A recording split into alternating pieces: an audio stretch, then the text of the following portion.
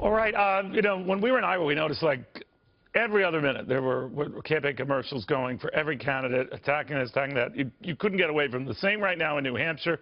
But there's a curious one that will be debuting on Sunday. It's an anti-Trump super PAC ad. We don't know who's behind it, just that they don't like Donald Trump. And it features Donald Trump's attack on John McCain, that he really wasn't a real war hero, even though he spent all those years in a North Vietnamese prison.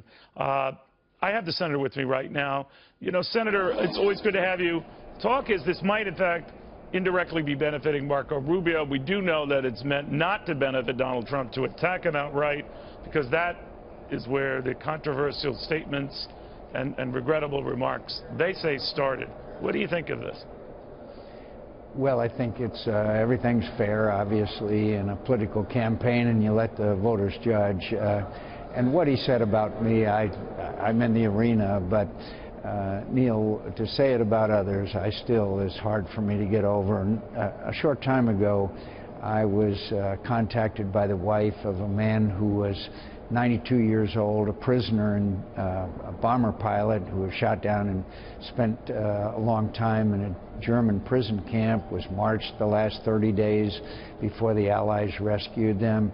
And we were contacted, and we were able to get him his old medals and his POW medals. One of the nicest things we get to do as elected representatives, thanks to the cooperation of the military. And we had a very nice ceremony out at the retirement community where he lives. He's 92 years old. And he and I were talking, and he said to me, he said, Senator McCain, why do you think that Mr. Trump doesn't like me? What did I do? You know, and when that happens, you just think, well, you know, there's certain things that are out of bounds, and to criticize anyone who was captured, many of whom were genuine American heroes, I just find unacceptable. You know, it's interesting, Senator, that was the first remark that a lot of analysts thought would bring Donald Trump down. He's made many since, and he's like bulletproof. He's withstood that. Say what you will of the Iowa results, in a very evangelical state. He placed second, which I think if people were to hear that when he first declared, would have been surprised. He's leading in New Hampshire. Are you surprised by all of this? I am surprised by a lot of it. I was especially surprised when Mr. Trump ridiculed an individual who had disabilities. I don't understand it. By the way, another thing I don't quite understand, the conventional wisdom, and it was certainly true, was we had to meet every candidate. As you know, every voter wanted to meet the candidate, and that's the way you win in New Hampshire, and apparently that's not the methodology that Mr. Trump is using, and he apparently has a solid lead. Although, from my experience in New Hampshire, there's momentum in the last 24, 48 hours, because the New Hampshire voters do pride themselves in not making up their minds until the very end. I remember very well with you, Senator, and that was an amazing testament to your perseverance. I wonder what you make of your old friend Bob Dole, who I caught up with when I was in Iowa. And he was more concerned about Ted Cruz, not Donald Trump. I want you to listen to what he had to say. What's he going to do if he's elected? He's going to cost us wholesale losses in the Congress and governors and state legislatures. But how do you know? How do you know? One of the things that he brought up is, does Bob Dole really prefer a Donald Trump to me, that he thinks I will be more disruptive than a Donald Trump? Come down Trump and Cruz, I would vote for Trump.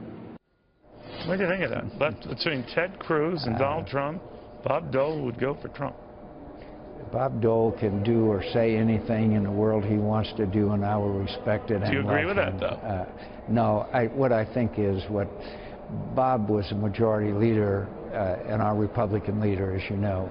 And I know he took particular offense when Senator Cruz went to the floor of the Senate and called our Republican leader, who Senator Cruz had voted for, a liar. That kind of touched a special nerve with Bob Dole. Oh, no, that was very, very clear. But let me ask you, if you had Ted Cruz and Donald Trump in a canoe, and you could save only one if the thing was sinking, what would you say? You know, Neil, I'm staying out of this.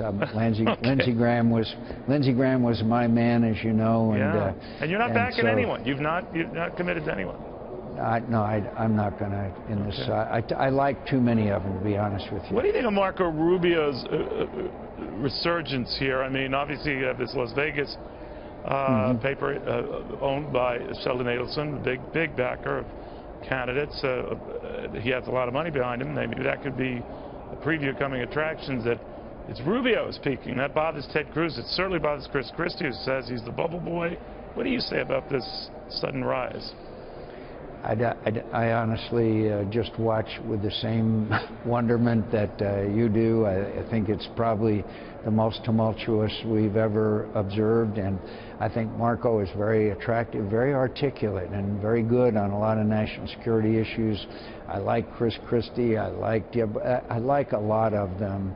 And John Kasich and I came to the House of Representatives together a long time ago. So I think the Republican voters will come up with a candidate to defeat the person who accepted $625,000 for 3 speeches because that's what they offered. Well, they did offer it. You wouldn't want her to cut the price and ask for $625, would you? For sale. No, okay, that's what you say. You know, then the last thing, what do you make of the Bernie Sanders insurgents, too? Because he's now even with Secretary Clinton nationally. He's lapping her in New Hampshire. Now, again, he's almost like New Hampshire's 3rd senator, given his neighbor proximity in Vermont. But there's something more going on here. I'm wondering if you think it's possible she could lose the nomination. On the Democrat side is the same thing that's happening on the Republican side. Millions of Americans who have stopped looking for work. Millions of Americans whose lives have not been improved. Millions of Americans who feel frustrated by the fact that we haven't done enough for them here in Washington. And that is manifested on both ends of the political spectrum. And we who are seeking re-election, people like me, had better understand there's a great deal of unhappiness out there. Like, I ran into a guy not long ago. I said, who are you supporting? He said, Trump. I said, why? He said, he tells it like it is, and he's going to make America great again. I said, yeah, well, who's your second choice? He said, Sanders. Wow. Okay. That sounds like a relative of mine, but did you get the name? But finally, you've seen what's going on in Syria. I mean, these images that we're getting, these drones, it looks like Dresden after the bombing in Germany, Senator. Hundreds of thousands dislodged, many, many more likely on their way to Europe as a result. Unimaginable horror. What do you make of all this? For 4 years, Lindsey Graham and I have been begging this president to set up a no-fly zone where these refugees could come to. They don't want to leave their homes and their country. This is the abject failure of a feckless foreign policy for which there is no excuse. While the Secretary of State is putting pressure on the free moderate opposition to go to Geneva and talk, they are being bombed into oblivion by Russian Air Force, and while the Secretary of State continues his dialogue and appreciation for Lavrov and Vladimir Putin. This is a disgraceful and horrible chapter. All of us are terribly sympathetic about these refugees, and we want to help. But the fact is, the refugees would not be there if we had done the right thing years ago. This is the result of failed policies. This is a result of saying that we're going to lead from behind. This is a result of a president thinking that he can leave a conflict and the conflict ends. That's not the case. The irony being that he then puts the guilt on Republicans and others who are leery of taking refugees in, when these policies led to the crisis we have with the refugees in the first place. And we all now have convincing evidence that Baghdadi, the leader of ISIS, is sending people with this refugee flow who are committed terrorists. It's amazing. Just amazing. Senator McCain, very good seeing you again. Be well. Thank you, Neil.